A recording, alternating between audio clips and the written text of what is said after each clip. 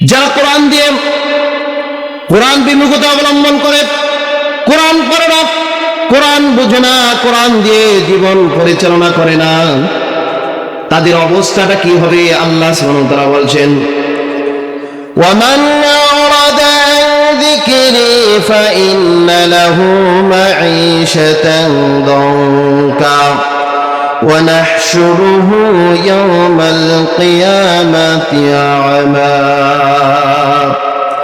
আল্লাহ রাব্বুল আলামিন বলছেন, যারা কোরআন পড়বে না, কোরআন বুঝবে না, কোরআন দিয়ে জীবন পরিচালনা করবে না, যারা কোরআন বিমুখতা অবলম্বন করবে, কোরআন দিয়ে তাদের নিজের জীবনটা পরিচালনা করবে না, আল্লাহ তাআলা বলেন ফাইন্না লাহু মাঈশাতান দানকা, দুনিয়ার জীবনটা আমি তার সংকুচিত করে দেব। জোরে বলি নাউযুবিল্লাহ।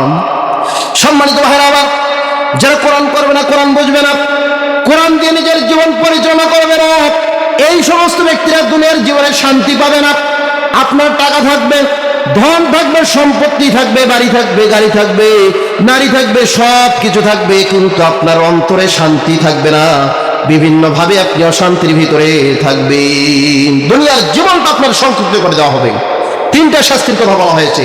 যারা কোরআন বিমুখতা অবলম্বন করে, কোরআন দিয়ে জীবন পরিচালনা করে না, তাদেরকে তিনটা শাস্তির কথা আল্লাহ তাআলা বলছেন। এক নম্বর শাস্তি, ফাইন্না লাহু মাঈশাতান দানকা, তার দুনিয়ার জীবনটা আমি আল্লাহ তাআলা সংকুচিত করে দেই।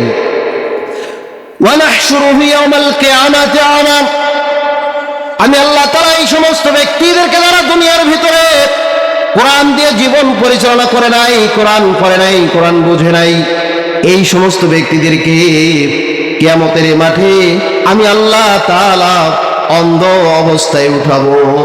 জোরে বলি নাউযুবিল্লাহ। তাহলে দুই নম্বর শাস্তি কি? আমি এই কথাগুলো বলে শেষ করে দিব। দুই নম্বর শাস্তি হচ্ছে, আপনি যদি কোরআন না পড়েন, কোরআন না বুঝেন, কোরআন দিয়ে নিজের জীবনটা পরিচালনা না করে, তাহলে আপনার দুনিয়ার জীবনটা সংকুচিত হবে এবং আখিরাতের মাঠে আল্লাহ তাআলা আপনাকে অন্ধ অবস্থায় উঠাবে।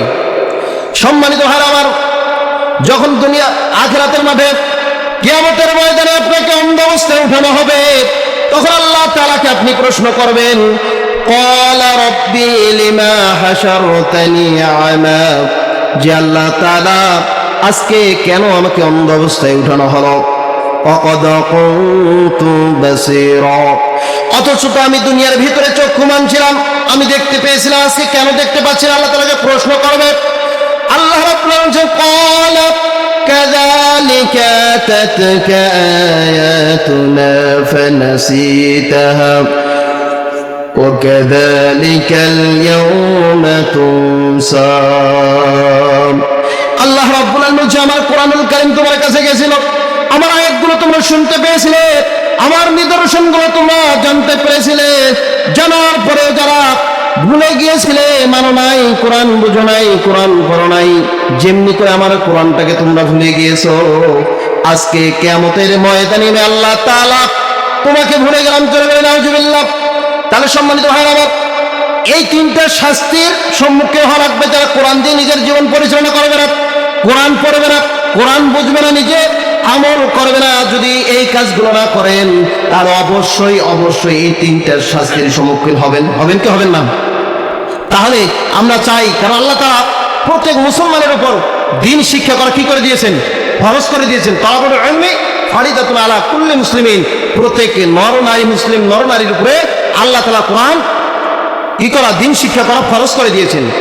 এবং আল্লাহ সুবহানাহু ওয়া তাআলা, আল্লাহ রাসূল সাল্লাল্লাহু আলাইহি ওয়াসাল্লাম বলেছেন, খায়রুকুম মান তাআল্লামাল কুরআনা ওয়া আল্লামা, দুনিয়ার ভিতরে সর্বশ্রেষ্ঠ ব্যক্তি হলো ওই ব্যক্তি যে নিজে কোরআন শিখে এবং অন্যকে শিক্ষা দেয়। সম্মানিত উপস্থিতি, যেহেতু সামনে রমাদান, যারা আমরা কোরআন পড়তে পারি না, তারা আমরা আগামীতে এই রমাদান উপলক্ষে আমরা কোরআন পড়ার সিদ্ধান্ত নেই, কোরআন শিক্ষা করার সিদ্ধান্ত নেই।